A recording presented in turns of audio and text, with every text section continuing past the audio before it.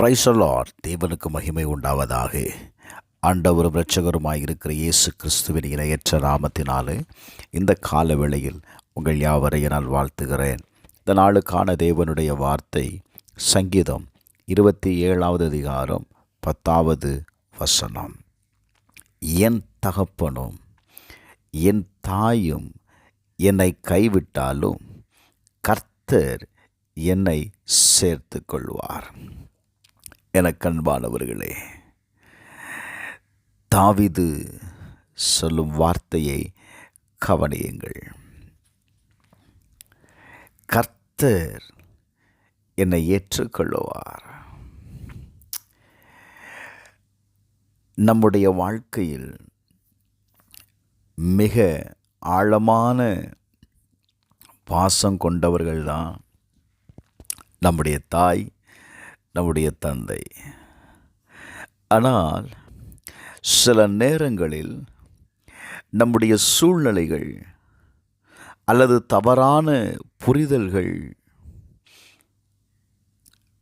நல்லது நம்முடைய வாழ்க்கையில் கடந்து வருகிற சோதனைகள் காரணமாக அவர்களால் கூட நம்மை முழுமையாக ஆதரிக்க முடியாமல் போய்விடும். சில நேரத்தில் சில நபர்களை நான் நம்பியிருப்போம். Praise the Lord.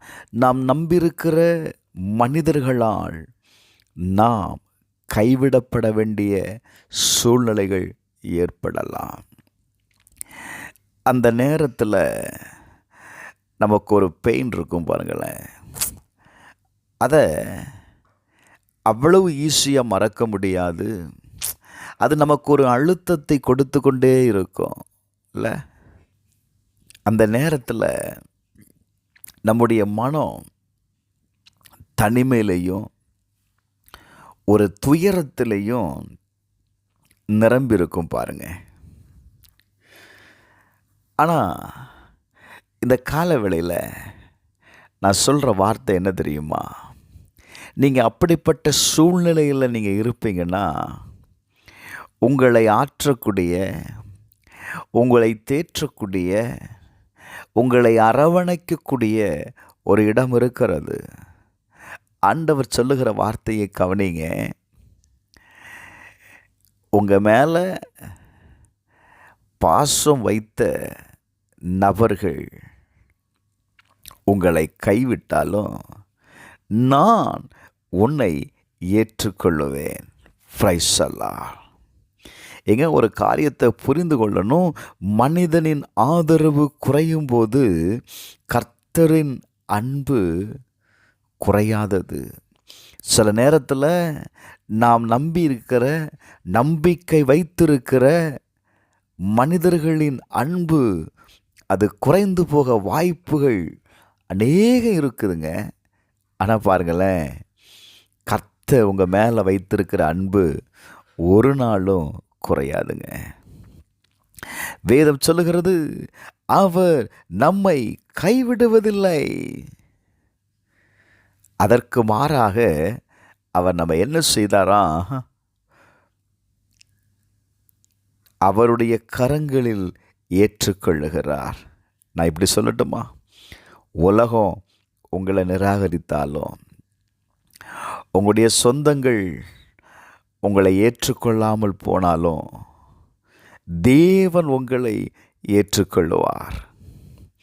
அவருடைய பாதுகாப்பும் அவருடைய பராமரிப்பும் நித்தியமானதுங்க. Praise the Lord. அதனால் மனிதர்களின் அங்கீகாரத்தை விட தேவனுடைய ஏற்றுக்கொள்ளுதலை நம்புங்க. Praise the Lord. நீங்கள் தனிமையை உணரும் பொழுது என்ன தெரியுமா செய்யணும்? உங்களை தேற்றக்கூடிய இடத்திற்கு நீங்கள் வந்துடணும். அதுதான் தேவனுடைய சந்நிதி. Praise the Lord. உங்களுடைய தனிமையை குறித்து, உங்களுடைய சூழ்நிலையை நினைத்து நீ சோர்ந்து போய் இருக்காத. அது உங்களை பலகீனப்படுத்தி விடும். நான் சொல்லுவேன், தேவனுடைய சந்ததிக்கு கடந்து வாங்கள். உங்களை விட்டு சென்றவர்கள் இருக்கலாம், ஆனால் தேவன் உங்களை ஒருபோதும் விட்டு செல்ல மாட்டார். பிரைஸ் அல்லாஹ். உங்களை அழைத்தவர் உண்மை உள்ளவர். உங்களை மரண பரியந்தமும் நடத்துவதற்கு அவர் போதுமானவராய் இருக்கிறார். இந்த காலவேளையில் தேவனுடைய சமூகத்தில் கடந்து வந்து உங்கள் இருதயத்தின் பாரத்தை அவரிடத்தில் நீங்கள் கொடுக்கும் பொழுது அவர் உங்களை ஏற்றுக்கொள்ளுவார். செபிப்போமா? எங்கள் அன்பின் பரலோக பிதாவே, இந்த காலவேளையில் மனபாரத்தோடு கவலையோடு கூட இருக்கிற ஒவ்வொருவருக்காக நான் செபிக்கிறேன்ப்பா.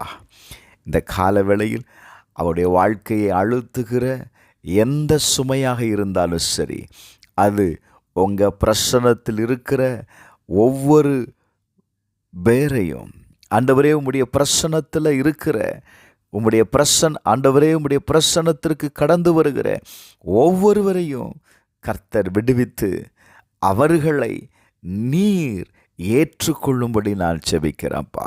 சூழ்நிலைகள் மாறுவதாக. கர்த்தர் அவருடைய இருதயத்திற்கு சமாதானத்தை தாரும், குடும்பத்திற்கு சமாதானத்தை தாரும். இயேசுவின் நாமத்தில் செபிக்கிறேன் பிதாவே, ஆமென்.